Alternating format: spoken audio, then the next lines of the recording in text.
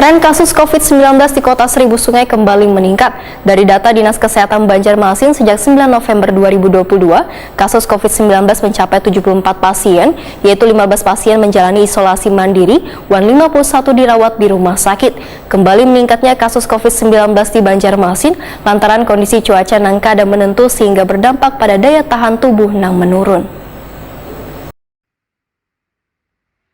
Tren kasus COVID-19 di Kota Seribu Sungai kembali meningkat. Dari data Dinas Kesehatan Banjarmasin sejak 9 November 2022, kasus COVID-19 mencapai 74 pasien, yaitu 15 pasien menjalani isolasi mandiri, 51 dirawat di rumah sakit. Kembali meningkatnya kasus COVID-19 di Banjarmasin lantaran kondisi cuaca nang kada menentu, sehingga berdampak pada daya tahan tubuh nang menurun. Demikian dipedakan Kepala Dinas Kesehatan Banjarmasin Dr. Muhammad Ramadan, Waitakuni Prima TV jelang tengah hari Rabu 9 November 2022. Muhammad Ramadan meminta warga untuk selalu menjaga daya tahan tubuh dengan pola makan yang baik serta rajin berolahraga. Menurut Muhammad Ramadan, bagi warga yang ingin bervaksin, Dinas Kesehatan Banjarmasin sudah mendapatkan kiriman sebanyak 600 pial vaksin dari Dinas Kesehatan Provinsi Kalimantan Selatan. Vaksin berjenis Pfizer sebanyak 450 pial didistribusikan ke seberatan puskesmas dan rumah sakit untuk memenuhi kebutuhan warga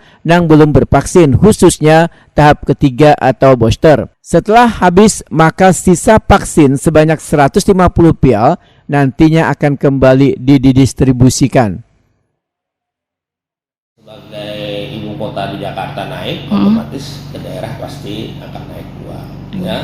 Nah, antisipasinya tadi ya harapannya tetap prokes, kemudian vaksin sesuai dengan masanya, kemudian daya tahan tubuh, istirahat yang cukup, minum vitamin, seperti itu. Saat ini berapa Pak jumlahnya Pak untuk di Kota Banjarmasin sendiri? Terakhir per hari ini data untuk yang pasien positif itu sekitar 74. Nah ini meningkat kan, dan yang dirawat sekitar 23 di rumah sakit. 23. Selebihnya 51 isoman.